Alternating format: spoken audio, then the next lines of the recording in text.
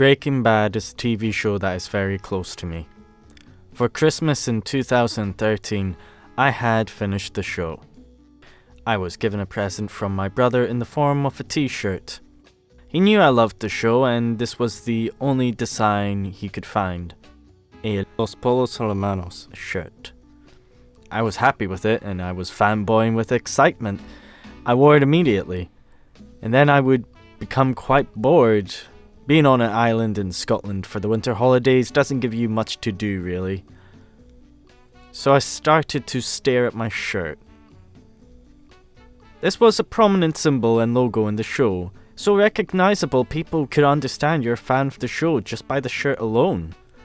Yet I began to look at this shirt from an analytical standpoint.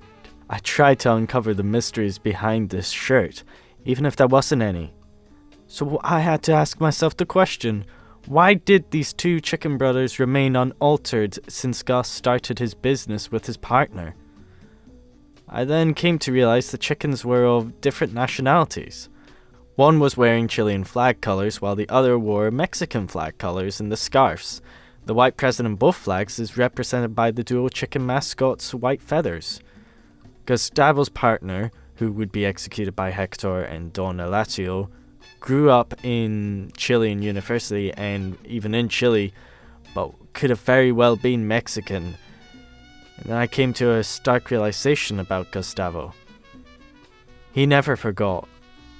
To make sure he would never forget about what happened to his partner, he ensured that he couldn't by putting a reminder to where he would go and work every day, in the symbol of his company that they both founded, Los Pollos Hermanos. The fact that such a simple design of cartoon characters in a show about drugs and crime is something that made me realize how important a symbol it is, showed that I loved media and it made me appreciate the entire industry so much more, but most importantly appreciate Breaking Bad so much more.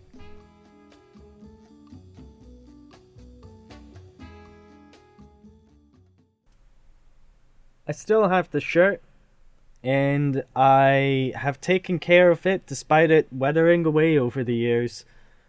But it's still one of the most precious articles of clothing I've ever owned. Hello, my name is Seamus McNeil and I am with Grasp Your Heart Productions. Breaking Bad is one of the first shows that I ever watched that made me really want to delve deep into it. I almost started my rewatch of the show after my first viewing immediately. I wanted to find all of the symbolisms. I wanted to find all of the foreshadowing lines, and I wanted to see and learn more about the characters that I grew so much appreciation and love for. So I want to answer, why is this video essay called The Patriarchy of Breaking Bad? It's because I'm going to be exploring two characters' relationships with one. And it's going to be a very big issue that I think a lot of people aren't comfortable with the answer the show gave them.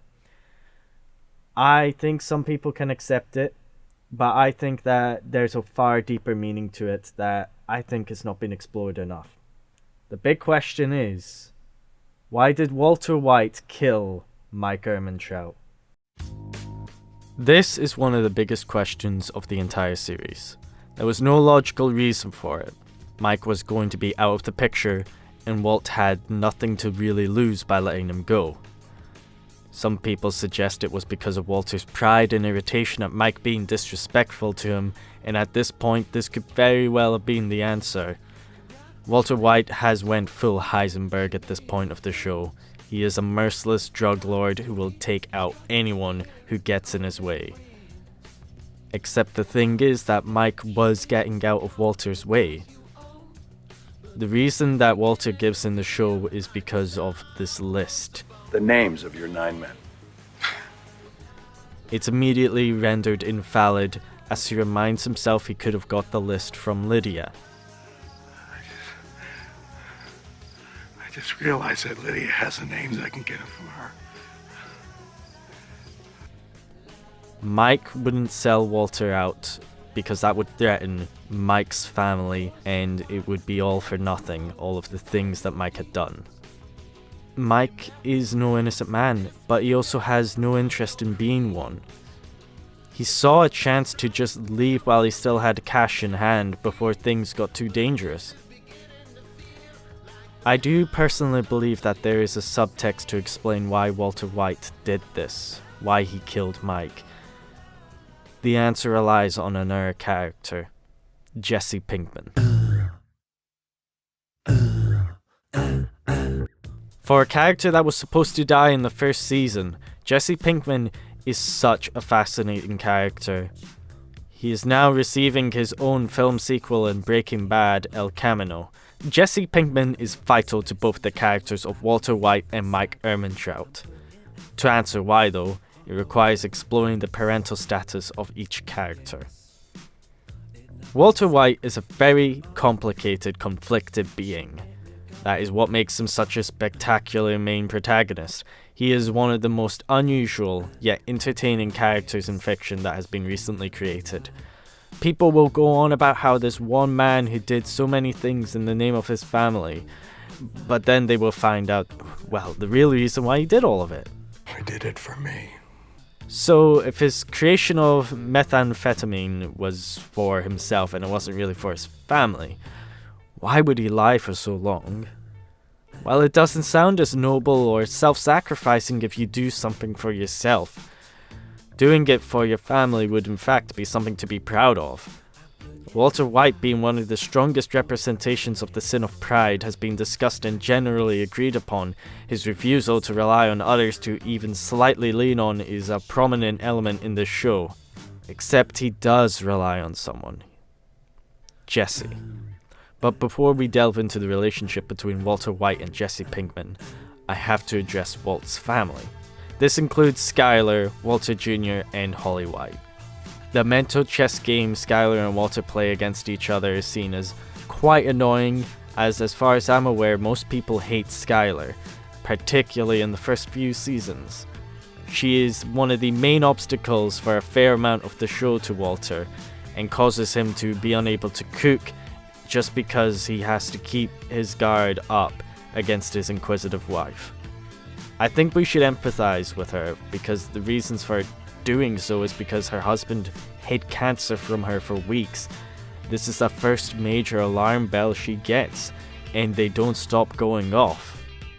With the revelation, she knew she could not let up. She does do cruel actions, such as attempt to kick him out of their own house, prevent him from seeing their children, and even going so far as to cheat on him. Yeah, I mentioned something that explains Walter's relationship with his family that is often overlooked. His children. Walter Jr.'s character is often reduced to breakfast or lunch. Pancakes? I can see how it is comedic, because by lord does that boy want breakfast. But we should also look at the importance he has to Walter's character. He changes his name quite early on to Flynn, as he is trying to disconnect himself from a dying father. This is rather morbid, but it's also a coping mechanism a teenager would potentially do. However, as Skyler's trying to keep Walter away from the family, that is when Flynn decides to change his name back to Walter Jr. It's quite interesting, but it's also rather sad. He believes that the father he denied proved him wrong by facing the cancer and even increasing his time alive on Earth.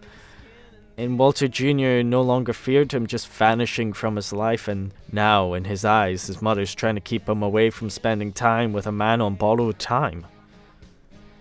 But it isn't quite like that in the reality of the show. Walter and Skyler simply weaponize the children over and over again against each other, neglecting how horrific and confusing this would be to their family. The moment I believe Walter disowns Walter Jr. subconsciously is during the celebration party in the episode Over. Kid's 16. You going for Father of the Year? What are you looking at him for?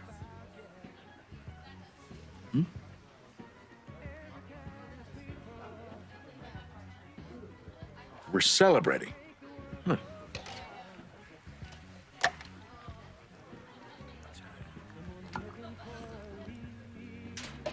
My son. My battle. My house. This was a move to let Walter Jr. know one thing. Walter is the patriarch of the family, not Hank. Yet this also just shows that Walter really never cared too much about his son's independence or well-being in the first place. It is a cringe-inducing scene due to the level of unnecessary conflict that was raised by Walt, yet also tells us too much about what he really thinks of his son. So if Walter Jr. is no son of Walter White, then who better to be the son than Jesse Pinkman? A misguided youth who was in the drug business just to survive? Yeah, he had potential. Walter always saw the potential of Jesse, even in high school. Perhaps if Walter nurtured the chemist inside Jesse, he would be able to pass on his own legacy. That is why Walter did not truly care for his family, because they would never be able to carry on his legacy. And the legacy he chose was being the greatest meth cook in all of the world. To further prove Walter valued Jesse more highly as a son, look at how much he cares for Jesse. We don't see Walt even attempt to hug Walter Jr. as intensely as he does with Jesse. I believe it is very similar to a father trying to hold his son together as he breaks down in tears, even if Walter is the reason for those tears. That's good, Jesse. So why did I mention Mike if I am only going to go into such a deep analysis into the character of Walter White? It's because we need to understand that Walter White's protectiveness of Jesse comes from a place of patriarchy as the father who shall pass on the legacy to his son. And the one thing that Mike did that he should never have done was threaten Jesse and Walt's relationship. Now, Jesse's relationship with his family is awful. He tries to go back to them and they kick him out after he takes a bullet for his brother's joint and then gets kicked even further out when his aunt's house is seized. He later gets revenge by outright buying the house from them, and all contact is cut off for the rest of the show. With that type of family, it's no surprise that Jesse would find a father figure in anyone. The first to be a real option is Walter. With all the trauma they had been through together, why wouldn't Jesse do so? But towards the end, Jesse sees Walter White become who he was destined to be. A man too deeply indulged in himself and his shadow self. He is becoming a monster right before Jesse's very eyes, and Jesse wants none of it. Perhaps the biggest irony of Breaking Bad is that everyone tells Walter he's in the wrong line of work, but no one ever says that to Jesse. It gets so bad for Jesse that he even begins to call himself the bad guy. I'm the bad guy. You are not the guy. You're not capable of being the guy. I had a guy, but now I don't. You are not the guy. Mike is the only one to truly challenge Jesse's place in this world of crime. He's the only one to realize that Jesse is a good kid led down the wrong path. He wants Jesse to get out while he can, because that's exactly what Mike is going to do. But to further prove that Mike just wanted to get Jesse out and saw the good kid inside of Jesse, we also need to go into Better Call Saul's first season. There's no better way to peer into the character of Mike than in the episode 5-0. 5-0 is a spectacular episode, and it just shows us how much Mike cared for his son and how heavy the loss was for him. Mike blames himself for causing the death of his son.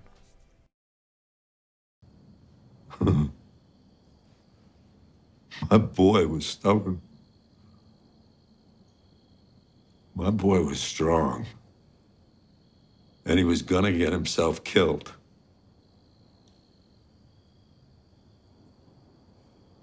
And I had to show him that I was down in the gutter with the rest of them. broke my boy. I broke my boy. Perhaps Mike wants Jesse to be clean and free so he doesn't have to see what happened to his son again. Simply due to circumstance, maybe Mike saw a part of his son in Jesse, making him all the more protective and caring of him. But then there's the aftermath of Mike's death. Just tell me you don't give a shit about me, and it's either this, or you'll kill me the same way you killed Mike. Jesse shed tears while confronting Walter about killing Mike, and he also lets him know that Walter is a scheming, using monster. But much like the monster Walter is, he hugs Jesse consolingly to keep him under his control. Jesse would play one last game against Walt for confession, and this may have been for Jesse's sake, but he needed to know why. Jesse is a simple tool in the cog of Walter White's ambitions and legacy. I suppose the best example of how Walter and Mike view Jesse is best shown in what they do with Jane's death. Walter pushes Jane unintentionally onto her back, causing her to convulse and vomit. Without him nudging her, she may have still vomited, but it would have been on Jesse, and it could have woke him up, or it could have just not made her choke to death. However, Walt still could have intervened, but the coldness in his eyes that gloss over makes him realize how beneficial it would be for her to die. This is the most undeniable first sign of Walter being a complete monster. Then Mike comes in, originally meant to be Saul Goodman. However, Bob Odenkirk, the actor, was too busy to be on set that day. Jonathan Banks as Mike was never meant to be even a character, yet he has now become one of TV's greatest. He slaps Jesse to snap him out of this shot, which was unscripted, as a way to show tough love.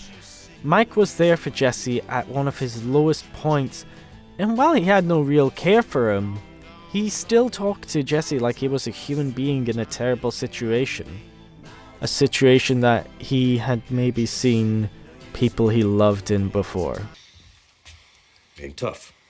You're in the home stretch. In conclusion, Walter White and Mike Ehrmantraut's final moments together were caused by the underlying threat of Mike giving Jesse hope for freedom. Walt needed to send a message to Jesse. And what better way to send that message of, "You are not going to leave on my watch," than by slaying the very man who threatened the father-son relationship he fostered for 2 years. The duel of the patriarchs who wanted a son ended in tragedy, and the consequences did nothing but damage the families they so wanted to protect. The conflicts and theories in this show beyond fascinate me. I just adore the fact that there's so much to this show that even if you do think that there is a reason for something happening, there could be another reason behind it. The show is open to a lot of interpretations, and the way that it was crafted by so many passionate individuals, from the smallest details to the grandest of schemes, the characters are written in such a way that no matter what the writers want a scene to go like, it's the characters who dictate how the scene goes. And I think that is spectacular television writing. Thank you for tuning into this video essay today. I have enjoyed creating this essay as I am very passionate about Breaking Bad. With the upcoming release of El Camino, I just couldn't hold in my excitement anymore. I just really wanted to always talk about this show, and I thought that now is the best time to do so. A quick channel update to what is going to be happening with, well, everything. I may not be creating as many large-scale video essays. I am going to be trying to create a series called 16 Soundbites, where I analyze SNES era games and specific sound effects, or music, or even attempts at dialogue. I will be trying to release a larger video essay about every month, And I will be randomly dropping other media and creative projects that I have been working on. My name has been Seamus McNeil, and I am with Grasp Your Heart Productions. If your heart's racing, then so's your mind, and I hope to see you all in another video.